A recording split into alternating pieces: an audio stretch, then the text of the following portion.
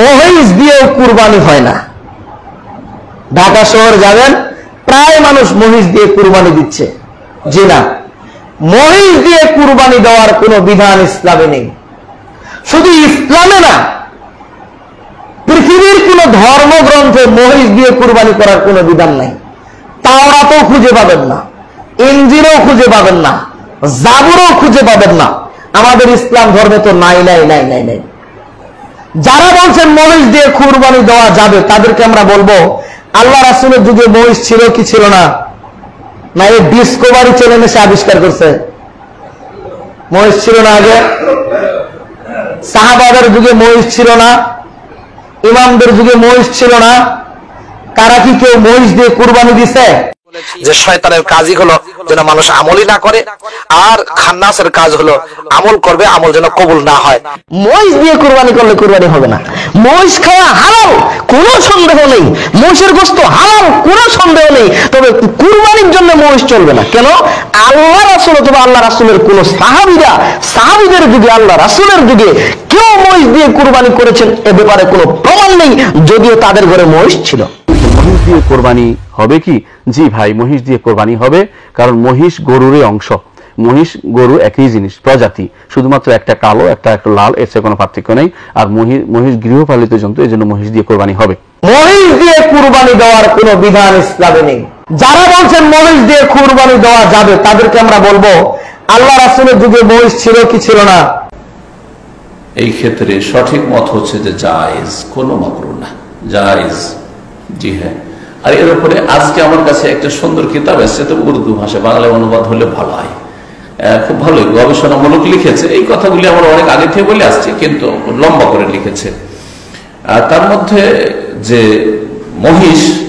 মহিষ হচ্ছে গরুর একটি ধরন। গরু বিভিন্ন প্রকারের গরু আছে, তার মধ্যে একটি প্রকরণ হচ্ছে বাকার শব্দটির অন্তর্ভুক্ত হচ্ছে জামুস মহিষ। সুতরাং যখন বাহিমাতুল আনাম, গৃহপালিত পশু আর গৃহপালিত পশুর অন্তর্ভুক্ত হচ্ছে মহিষ, সুতরাং মহিষের কোরবানি জায়েজ। বলদ, খাসি এবং মহিষ দিয়ে কোরবানি করা যাবে কিনা? আসসালামু আলাইকুম রহমতুল্লাহি ওয়া বারাকাতুহু। সম্মানীয় দর্শক শ্রোতা, আমরা আজকে কথা বলতে চাই বলদ, খাসি এবং মহিষ দিয়ে কোরবানি করা যাবে কিনা। এক কথা যদি আমরা বলতে চাই তাহলে বলবো কোনো অসুবিধা নেই। আল্লাহ তাআলা পবিত্র কোরআন মাজিদে বলছেন, ওয়ালিকুল্লি উম্মাতিন জাআলনা মানসাকা লিয়াযকুরু ইসমাল্লাহি আলা মা রাযাকাহুম মিন বাহিমাতিল আনআম। সূরাতুল হজ আয়াত নাম্বার 34। আল্লাহ তাআলা এখানে বাহিমাতুল আনআম বলেছেন, অর্থাৎ গৃহপালিত পশু, তা দিয়ে কোরবানি করা যাবে। সাধারণত মানুষ বাহিমাতুল আনআম বলতে যা বুঝায় সেটা হচ্ছে গানাম, বাকার, ইবিল তথা ওট, গরু এবং বকরি। আল্লামা কুরতুবী রাহিমাহুল্লাহ বলেছেন, ইবনু আব্বাস ও হাসান বসরি রাহমাতুল্লাহি আলাইহিম উল্লিখিত বক্তব্য প্রদান করেন। তারা বলেন যে গানাম, বাকার, ইবিল এগুলো হচ্ছে বাহিমাতুল আনআম। ওট সুস্পষ্ট জানাশোনা একটি প্রাণী, এর সমকক্ষ প্রজাতির আর কোনো প্রাণী নেই, এটা হলো ইবিল। কিন্তু গানামের তথা বকরির সমকক্ষ প্রাণী আছে। যেমন আমরা গানামের সমকক্ষ প্রাণী হিসাবে বেড়া এবং ছাগল দুটিকে দেখতে পাই। বকরি, বেড়া, ছাগল এই সবগুলোকেই গনাম বলা হয়। আমরা দুম্বাকেও গনম মনে করে থাকি, এটাও গনমের একটি প্রজাতি। সুতরাং সেখানে গনম বলতে বেড়াকেও বোঝাবে, দুম্বাকেও বোঝাবে, ছাগলকেও বোঝাবে। এ সবগুলো গৃহপালিত প্রাণী। অনুরূপভাবে মহিষ দিয়ে কোরবান করা যাবে। হযরত হাসান বসরি রাহিমাহুল্লাহ বলেছেন, আল জাওয়ামিস বিমানজিলাতিল বাকার, যে মহিষ হচ্ছে গরু প্রজাতির অন্তর্ভুক্ত। যেহেতু মহিষ গরু প্রজাতির অন্তর্ভুক্ত, তো গরু দ্বারা যেখানে কোরবানি করা যায় সেখানে মহিষ দ্বারাও কোরবানি করা যাবে, কোনো অসুবিধা নেই। ঠিক বলদ দিয়ে এবং খাসি দিয়ে কোরবানি করা যাবে, কোনো অসুবিধা নেই।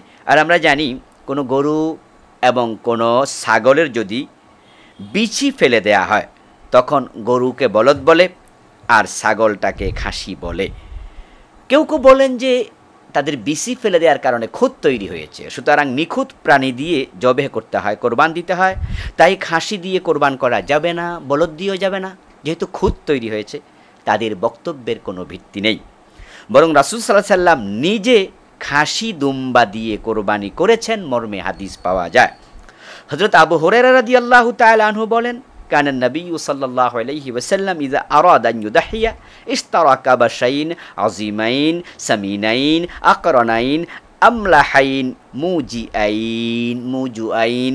প্রিয় নবী মুহাম্মদ সাল্লাল্লাহু আলাইহি ওয়াসাল্লাম যখন তিনি ইরাদা করলেন তিনি কোরবানি দেবেন, তখন তিনি কিনলেন দুটি তাজা কাবাশ দুম্বা, যেগুলো একবারে মাংসওয়ালা এবং এগুলো চর্বিওয়ালা, শিংওয়ালা, একবারে তরতাজা, এবং দুটাই ছিল বিচিবিহীন খাসি। ইবনু মাজাহ হাদিস নাম্বার 3122। তাহলে বোঝা যায় যে বিচিবিহীন খাসি এবং বিচিবিহীন গরু তথা বলদ দিয়ে কোরবানি দিতেও কোনো অসুবিধা নেই। জাযাকুমুল্লাহ। আসসালামু আলাইকুম ওয়া রাহমাতুল্লাহ।